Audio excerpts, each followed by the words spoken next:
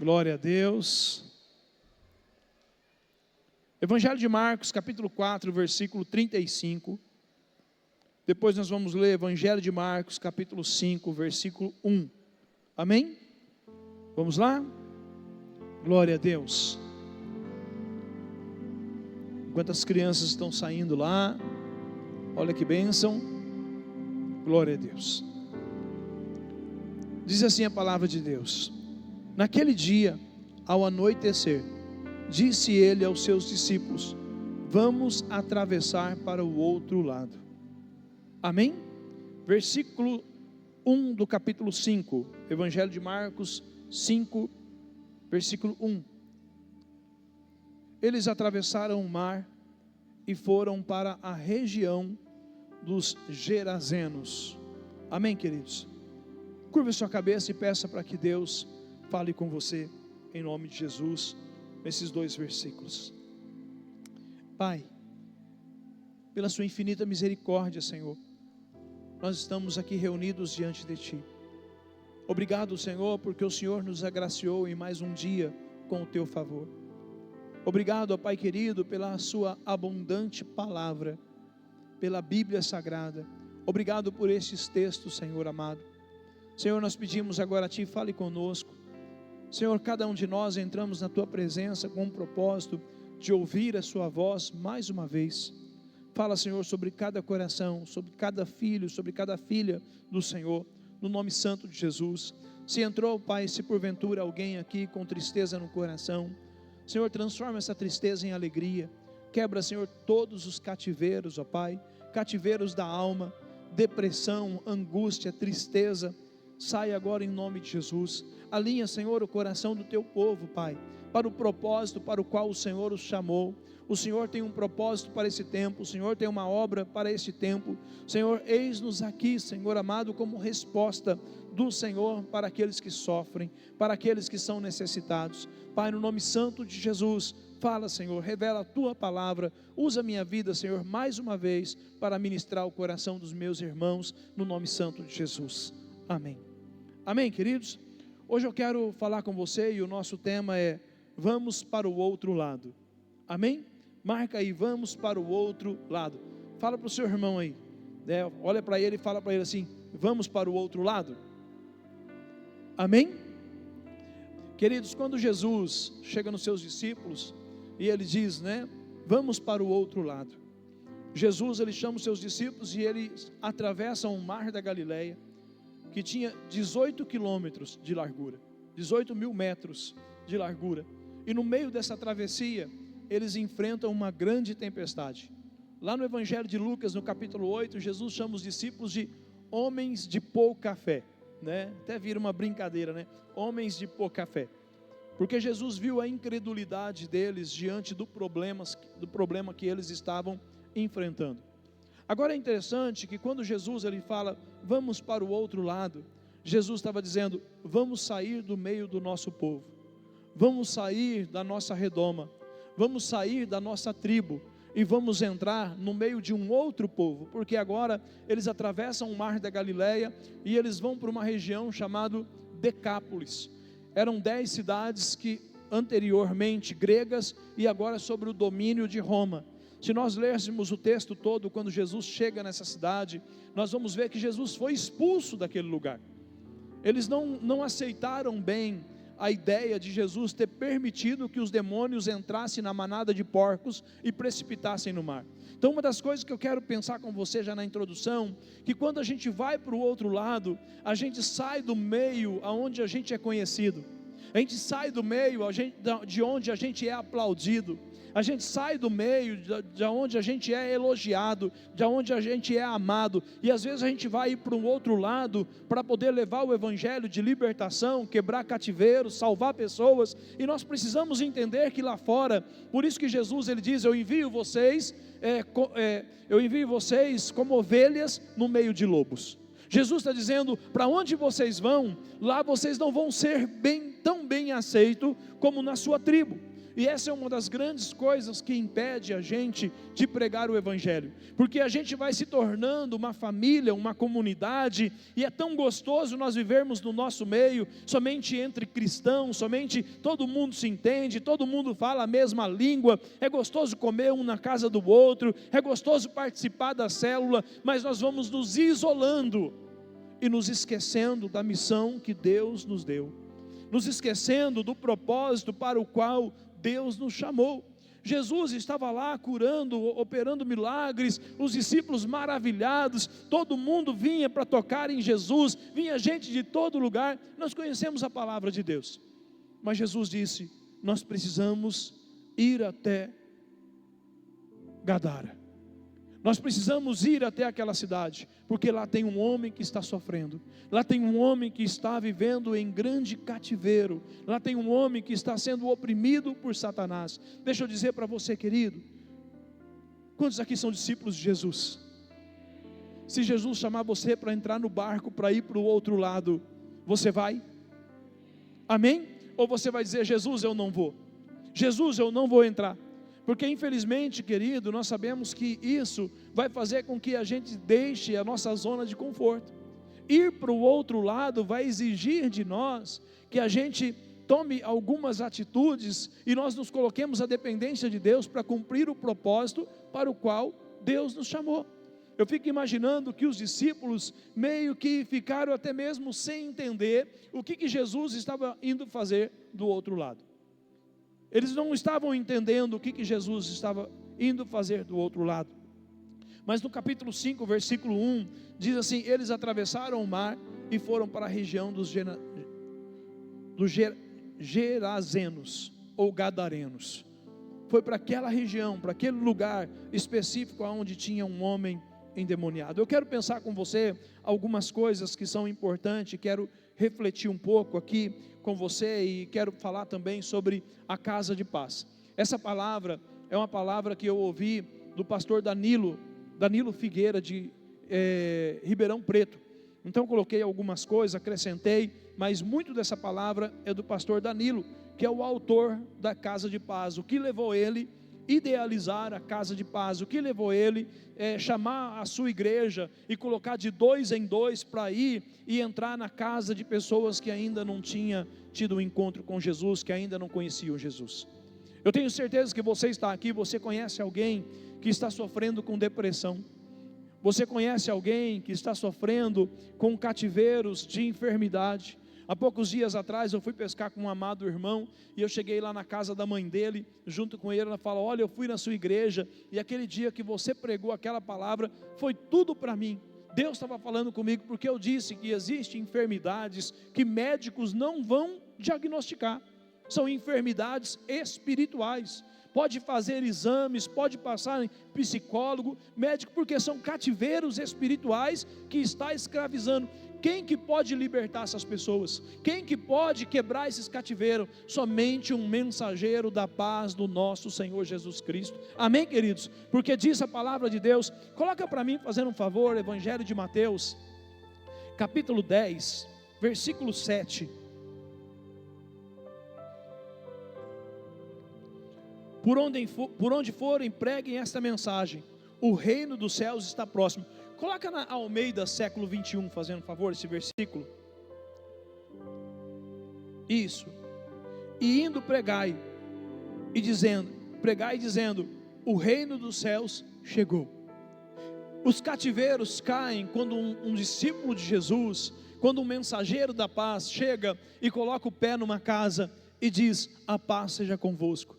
Como diz no Evangelho de Lucas, no capítulo 10, versículo 5, que quando nós chegarmos numa casa e liberarmos: a paz seja convosco, e ali essa pessoa receber, ele é um filho da paz, e a paz de Deus vai repousar sobre aquela casa.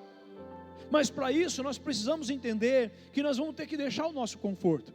Nós necessitamos e precisamos entender que a gente vai ter que ir além. por amor às pessoas, porque Deus ama todas as pessoas que estão lá fora, seja elas no cativeiro da idolatria, seja ela no cativeiro da identidade, seja ela no cativeiro da enfermidade, no cativeiro, querido, da crise financeira, seja ela no cativeiro da depressão. Deixa eu dizer para você, a oração de um justo é poderosa, disse Tiago.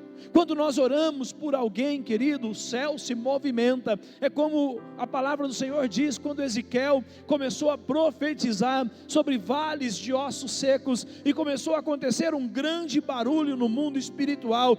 Por quê? Porque quando nós começamos a orar, quando nós começamos a declarar as bênçãos dos céus, quando nós começamos a falar sobre os milagres de Deus, há um movimento celestial que começa a acontecer, cadeias começam a cair, correntes começam a ser quebradas, demônios, legiões têm que sair. Por quê? Porque o evangelho do reino de Deus ali chegou. Nós somos somente representante. Jesus disse: toda autoridade foi me dada nos céus e na terra, portanto vão. É na autoridade do nome de Jesus Cristo que nós vamos, é nessa autoridade. No Evangelho de Lucas, no capítulo 10, eu quero falar muito nas mensagens nesses dias sobre isso, mas é maravilhoso que Jesus envia os seus discípulos e eles voltam maravilhados, porque Jesus deu para eles autoridades para pisar serpentes e escorpiões. Não são serpentes, escorpiões, insetos e serpentes animais, são demônios, autoridades malignas que operam na vida das pessoas, e eles voltam maravilhados por verem que as pessoas estavam se rendendo ao Senhor Jesus, e as pessoas estavam sendo libertas. Eles voltam maravilhados, mas Jesus diz: não se alegrem porque vocês têm autoridade, mas se alegrem porque o nome de vocês está escrito no livro da vida. Essa é a nossa maior alegria. Amém, queridos? Essa é a nossa maior alegria. Vamos lá, vamos para o outro lado. Um desafio a sair da zona de conforto. Primeira coisa, ir para o outro lado é nós vencermos a zona de conforto. É confortável, irmãos, vir para a igreja, sentar, ouvir uma palavra, mas nós temos uma missão. Cada um de nós somos discípulos de Jesus, Ele nos chamou. Há uma urgência. Eu falei há poucos dias aqui, nós somos quase 8 bilhões de habitantes no planeta, ou já é, né? Eu não fiz essa pesquisa ultimamente. Há a possibilidade de a nossa geração ser a geração que vai viver com a maior população do planeta. Porque nós estamos vendo que, por exemplo, meus pais teve 6 filhos, né? Muitas famílias teve 6, 7, 10 filhos. Hoje as famílias no máximo é 3, 2, e vem declinando o número. Há possibilidade desse número, como a gente vê na Europa, em outros países, começar a declinar no planeta inteiro. Mas por que eu estou dizendo isso? Porque Deus está proporcionando para a igreja dessa geração fazer o maior impacto de evangelização, porque nós estamos vivendo no momento que há mais seres humanos sobre a terra de toda a história desde a criação. E o que nós estamos fazendo? Sentados, confortados, assistindo. Nós às vezes nos queixando de algumas coisas que envolvem a gente pessoalmente. Sabe, queridos, é muito bom estudar, é muito bom, tem que estudar mesmo, tem que crescer mesmo, tem que desenvolver mesmo, mas se não for para ganhar almas para o Senhor Jesus, de nada servirá isso. Porque a palavra do Senhor, coloca para mim Atos dos Apóstolos, capítulo 1, versículo 8. Atos dos Apóstolos, capítulo 1, versículo 8. Mas recebereis poder quando o Espírito Santo descer sobre vós. Há um poder que Deus prometeu a dar a todos aqueles que nele crê, mas esse poder é com propósito. Não é um poder para que você fique carregando um status de homem de Deus, de mulher de Deus, que você faz, que acontece através de você.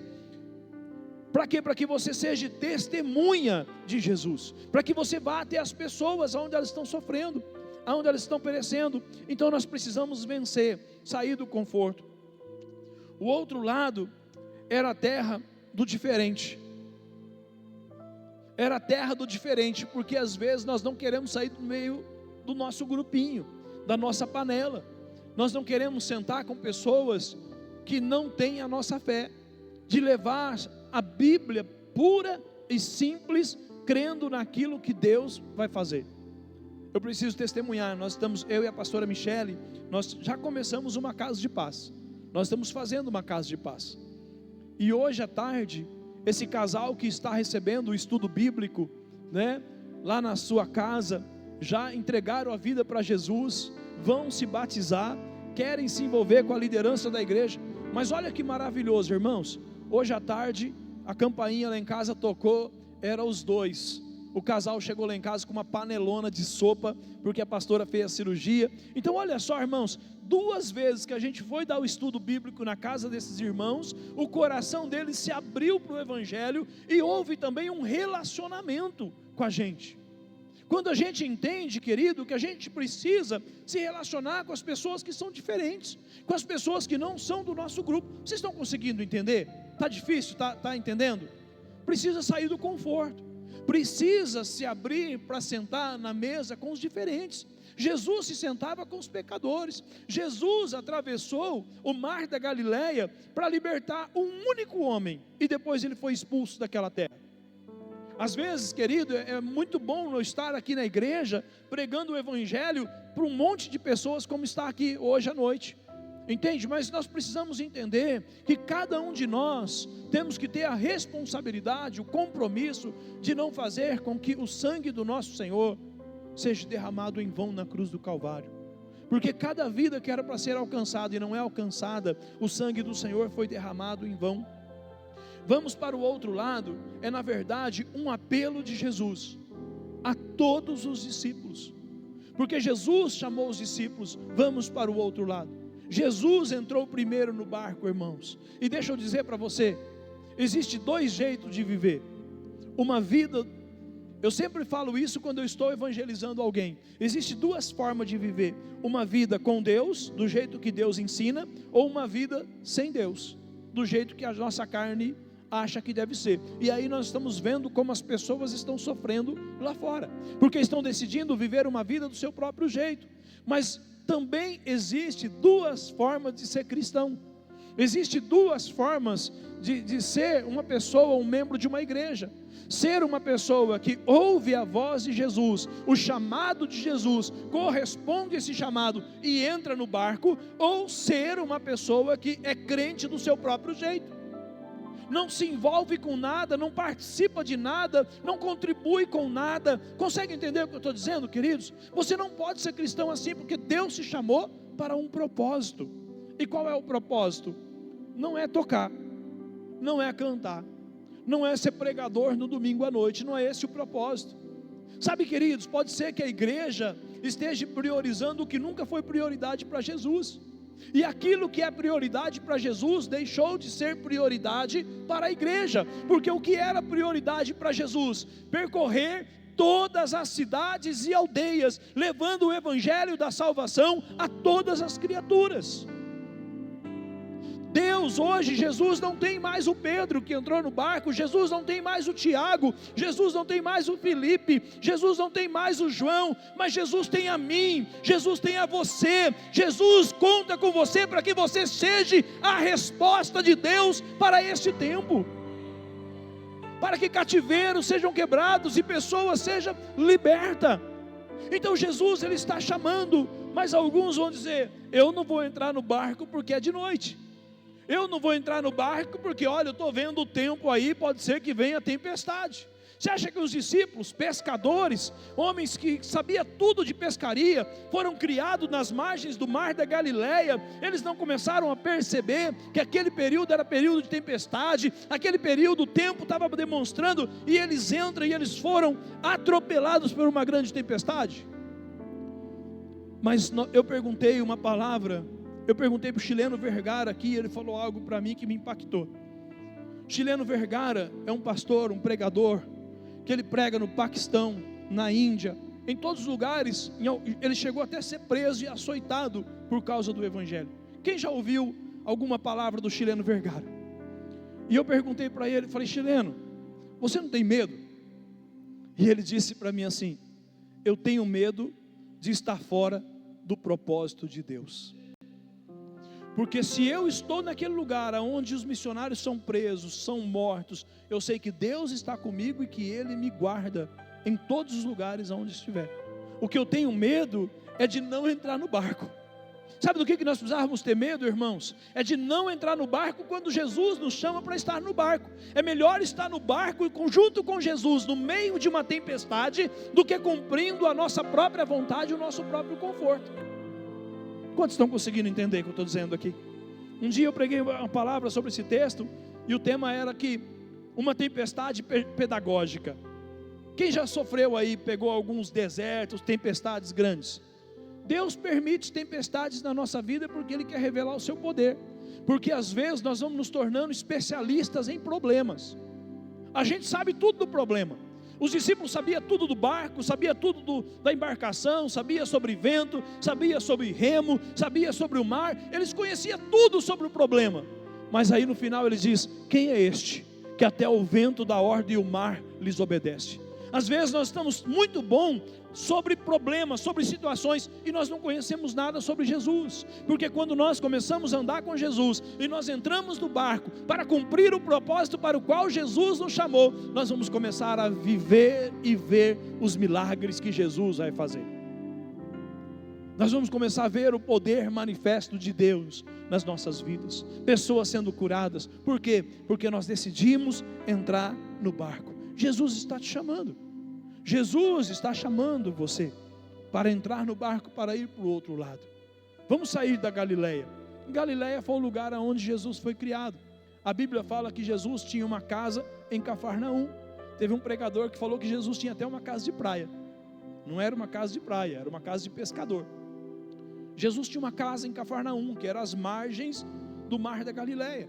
Jesus deixa tudo, atravessa para o outro lado, para poder libertar uma pessoa, para transformar uma família. Vocês estão entendendo o que eu estou dizendo, amém? Se você está entendendo, dê um glória a Deus aí. E se Jesus chamar você para entrar no barco? Você vai fazer a vontade sua, ou vai fazer a vontade dele? Entende, querido? Jesus, nós estamos servindo uma multidão aqui, Jesus. Jesus, nós estamos dando pães aqui para mais de 12 mil pessoas. O que nós vamos fazer lá em Gadara? O que nós vamos fazer na terra daquele povo imundo? Na terra daquele povo pagão? O que nós vamos fazer na terra daquele povo idólatra? É isso mesmo. Um dia Jesus entrou na minha vida e eu era um idólatra. Eu era um pagão. E Jesus transformou a minha vida. Mas Jesus, Ele não transformou só a minha vida e tudo bem. Ele morreu por todo ser humano. Ele morreu por toda a humanidade. Ele ama todas as pessoas, e Ele está vendo as pessoas sofrendo lá fora, acorrentada nas drogas, acorrentada nos vícios, sabe, querido, e você não imagina o que Jesus quer fazer através de você. Aí você fala: pastor, eu sou muito pequeno, pastor, eu não sei falar direito, pastor, eu não consigo, pastor, será que Deus vai usar a minha vida? Coloca para mim, fazendo um favor, Evangelho de Marcos, capítulo 16, versículo 20.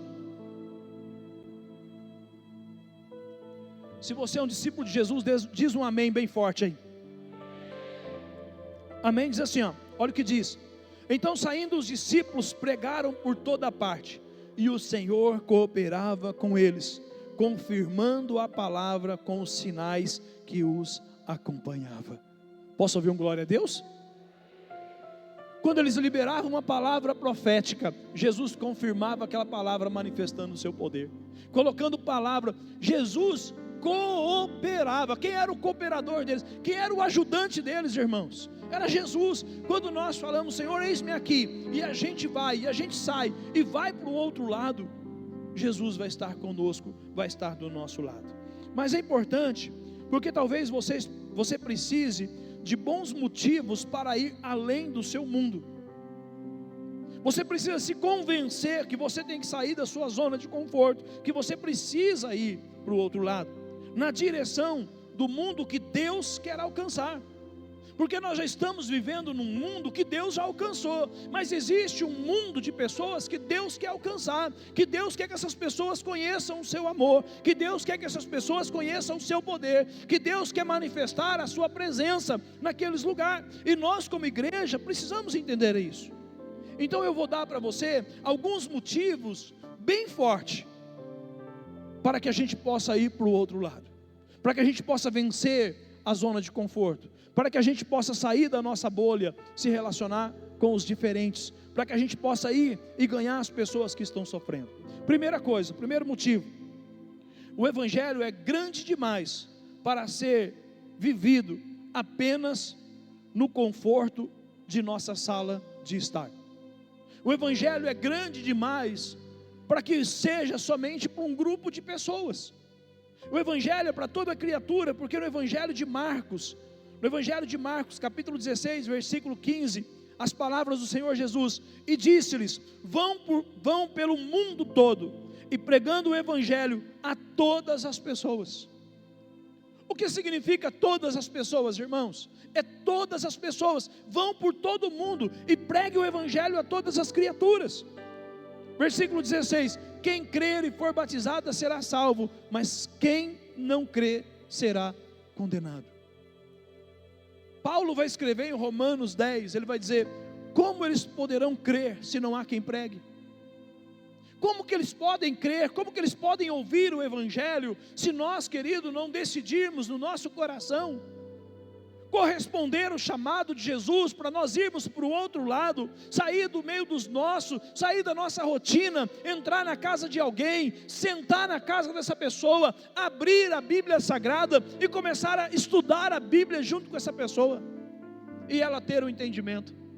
Foi interessante que no primeiro dia que eu fiz a Casa de Paz, eles já estavam com um monte de pergunta, e principalmente sobre perguntas sobre batismos, sobre o batismo.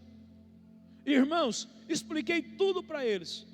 Na outra semana eu voltei lá, eles já tinham decidido que eles precisavam se batizar, porque eles entenderam que aquele evangelho, que aquele batismo de criança não era válido.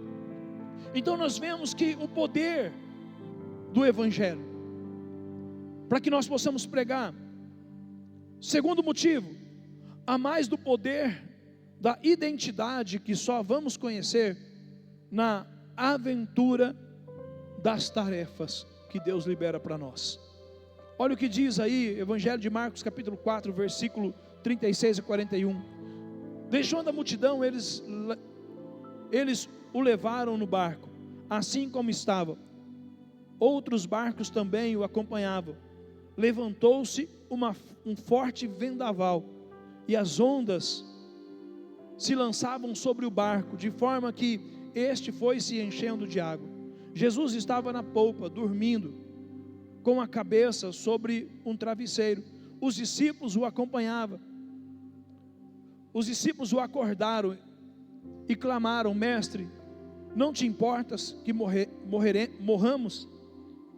Ele se levantou, repreendeu o vento e disse ao mar: aquieta-se, acalme-se. E o vento se aquietou e fez-se completa bonança. Então perguntou aos seus discípulos: por que vocês estão com tanto medo? Ainda não têm fé? Eles estavam apavorados e perguntavam uns aos outros: que é este? Quem é este que até o vento e o mar lhes obedecem? Sabe quando nós vamos começar a viver o poder de Deus? Quando a gente tiver coragem de entrar no barco de Jesus e começar a cumprir o propósito para o qual nos chamou. É mais ou menos assim. Quantos soldados tinha nos dias que aquele gigante filisteu ia até lá e blasfemava contra o exército de Israel, e ninguém tinha coragem de sair do meio do exército, descer lá e lutar, até que chega um menino para entregar leite, queijos, algumas coisas lá, cevada, e ele ouve aquele filisteu fazendo isso, e ele diz: eu vou descer lá. Deus usa quem vai, Deus usa quem se coloca no lugar onde Deus deseja que ele esteja. Não existe gigante, não existe barreira, não existe obstáculo, porque Jesus disse que as portas do inferno não prevalecerão contra a igreja do Senhor Jesus, porque quando a igreja do Senhor Jesus não é passiva, mas é ativa, a igreja que avança, não tem resistências que possa parar essa igreja. Porque todas as vezes que nós começarmos a nos mover, Deus vai manifestar o seu grande poder. Outro motivo, terceiro motivo, há pessoas cujo inimigo, há pessoas cujo a única esperança é chegarmos onde elas estão sofrendo. Existem pessoas lá fora que não há esperança para elas, irmãos, a não ser que alguém chegue com o evangelho de Jesus Cristo. Pensa comigo, aquele endemoniado de Gadara, ele era um insignificante para aquela sociedade. Aquela sociedade se importava mais com os porcos que se precipitou no mar do que com aquele homem que foi liberto. Porque o motivo daquela sociedade expulsar Jesus foi porque Jesus permitiu que os demônios entrassem naqueles porcos. Sabe, queridos, esse homem não tinha ninguém por ele, não havia esperança. O texto vai dizer que quando ele ficava horrivelmente possesso, ele era amarrado e acorrentado pelo seu próprio povo. Já não bastava as amarras e as correntes que ele vivia no seu interior, na sua emoção, no seu psique, não bastava as amarras que ele vivia no seu corpo interior, ele também sofria com as amarras exteriores. Sabe quando uma pessoa vai ser liberta lá fora? Não é na idolatria, não é no terreiro de macumba, não é nas crenças das religiões. Ela será liberta quando tiver alguém que a ama verdadeiramente e tem coragem de chegar nela, abrir a Bíblia Sagrada e falar: Jesus Cristo te ama e Ele tem uma nova vida para você. Jesus Cristo morreu na cruz para perdoar os seus pecados. Jesus Cristo morreu na cruz para dar para você uma nova vida. Irmãos, o que tem de difícil nisso? O que tem de complicado nisso? A mesma fé que se encontrou no seu coração quando você recebeu essa palavra, há também no coração dos outros. Mas nós vemos o quanto Satanás tem trabalhado. Ei, deixa eu dizer para você, sabe por que o mundo cada dia que passa tem se tornado pior? Porque, querido, o inimigo tem se esforçado mais do que a igreja do Senhor. O inimigo trabalha mais para destruir pessoas do que a igreja do Senhor em recuperar pessoas. Nós não podemos aceitar isso. Não há esperança para quem está lá fora, se não for Jesus Cristo. Aquele homem não seria liberto se Jesus não tivesse chegado até aquele lugar. Jesus quer levar você em alguns lugares. Jesus quer levar você, querido. Deixa eu dizer para você, há um tempo atrás, nós tínhamos um ministério de evangelismo na igreja, o irmão Lauro fazia parte. E nós íamos na seringueira de noite, nós orávamos, e eu orava e colocava diante de Deus, porque nós saíamos para dar estudo bíblico nas casas, isso há 15 anos atrás. E irmãos, quando a gente chegava para dar estudo bíblico lá, sabe o que acontecia? Um grande quebrantamento na vida das pessoas, porque o Espírito Santo de Deus já estava se movendo naquele lugar, e as pessoas se quebrantavam. Quarto motivo para você ir para o outro lado: uma igreja passiva e confortada não perturba o império das trevas. Uma igreja passiva e confortada não perturba o império das trevas. Olha o que diz aí o capítulo 5 do Evangelho de Marcos, versículo 6. Quando ele viu Jesus de longe, correu e prostrou-se diante dele e gritou em alta voz: que queres comigo, Jesus, filho do Deus Altíssimo? Rogo-te por Deus que não me atormentes, pois Jesus lhe tinha dito: sai deste homem. É interessante quando nós olhamos aqui, o texto mesmo está dizendo que o demônio fala assim: Jesus, não me atormente. Então Jesus era o terrorista. Jesus é o terrorista dos demônios.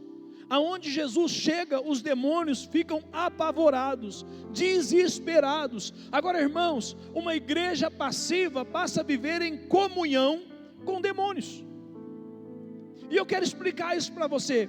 Lá em Maceió, eu ministrei uma palavra falando sobre Atos dos Apóstolos, capítulo 2, que se nós vermos no capítulo 2, 3.000 almas se convertem, e essas 3.000 almas começaram a vivenciar muitos sinais e maravilhas que os apóstolos realizavam. Agora é interessante que esses sinais eram realizados no âmbito da igreja local. Enquanto eles estavam realizando sinais e maravilhas dentro da igreja, eles não estavam enfrentando nenhuma resistência, eles não estavam tendo nenhum problema. Mas no capítulo 3, diz a palavra de Deus que Pedro e João vai ao templo, e lá eles encontram um homem que estava pedindo esmola, e ele diz, eles disseram: nós não temos ouro e nós não temos prata, mas o que nós temos nós te damos, em nome de Jesus Cristo, levanta e anda. E imediatamente aquele homem foi curado. No capítulo 4, eles foram presos e açoitados por causa do milagre que eles estavam fazendo. Entenda só o que eu quero dizer para você. Enquanto eles estavam fazendo milagres somente dentro da igreja, no mundo espiritual, no reino das trevas, estava tudo certo. Fica vocês fazendo o servicinho de vocês, na reuniãozinha de vocês, todo domingo vocês se reúnem, está tudo certo, não tem nenhum problema. Terça-feira vocês se reúnem, mas não saiam daí, porque aqui fora quem estabeleceu o reino de trevas sou eu, diz Satanás. E quando chega no final do capítulo 4, diz a palavra de Deus que Pedro e João chegam diante de todos os discípulos, convoca eles para uma oração, e a oração deles não foi reclamar, não foi chorar, não foi dizer: Deus, nós estamos sofrendo, a gente foi açoitado. Eles chegaram diante de Deus e falaram: Deus, renova nossas forças, dê-nos autoridade, dê-nos unção, dê-nos poder, dê-nos intrepidez, para que a gente continue avançando com o evangelho do reino. E quando entra no capítulo 5, tamanho poder. No capítulo 4, no final, eles receberam uma nova unção, eles receberam uma nova visitação do Espírito Santo de Deus, para um novo tempo, uma nova unção. E queridos, e no capítulo 5, tamanha era a autoridade e poder, que eles saíram da igreja local, saíram do âmbito cidade, e agora vinha gente de todas as cidades da região, e eram colocadas nas estradas, e quando Pedro e os demais apóstolos passavam, as pessoas eram curadas. Nós precisamos entender uma coisa, querido, como cristão, como discípulos, como servos de Deus, nós não podemos ser passivos, nós não podemos ficar vendo os nossos familiares, as pessoas que nós amamos sofrendo, escravizadas, em cativeiro, perdidas, lá fora, sendo escravas do inimigo, e nós somente estamos assistindo. Tem uma palavra que Deus colocou no seu coração, querido, tem um evangelho. A mesma palavra que um dia trouxe você para a igreja é a palavra que Deus te deu para você entregar para outras pessoas. Você sabia que o maior número de pessoas, 90% das pessoas que são alcançadas por Senhor Jesus, não são alcançadas por pastores, não são alcançadas por gente que tem estudo de teologia. 90 ou 95%, se eu não me engano, são alcançadas por pessoas simples. Por exemplo, 90% das pessoas que estão aqui não veio para a igreja por causa do pastor, veio porque um amigo chamou. Quem que veio para a igreja? Deixa eu fazer aqui uma enquete. Quem veio para a igreja porque um amigo chamou? Erga uma das suas mãos. Glória a Deus. Entende, querido? Pregar o evangelho é uma coisa mais simples do mundo. Outro motivo, a experiência de ver uma vida liberta e transformada vale qualquer sacrifício. A experiência de ver uma pessoa que era escravo das drogas transformada. Irmãos, quem aqui conhece alguém, ou melhor, quem aqui tem alguém na família que é dependente químico? Olha aí. A família sofre, a mãe sofre, o pai sofre, é um sofrimento, mas Deus te trouxe para essa igreja, Deus colocou você aqui, porque Ele vai fazer de você um libertador dessas pessoas, porque não existe nada mais lindo, mais maravilhoso, do que a gente ver alguém liberto, do que a gente ver uma pessoa que era escrava de Satanás, confessando Jesus Cristo como Senhor e Salvador, e o inimigo não tem mais poder sobre a vida dela, não tem nada, mas para isso, Jesus está chamando cada um de nós, para nós entrarmos num barco, e irmos para o outro lado, lá onde tem alguém sofrendo. Pastor, mas lá eu não vou ser reconhecido.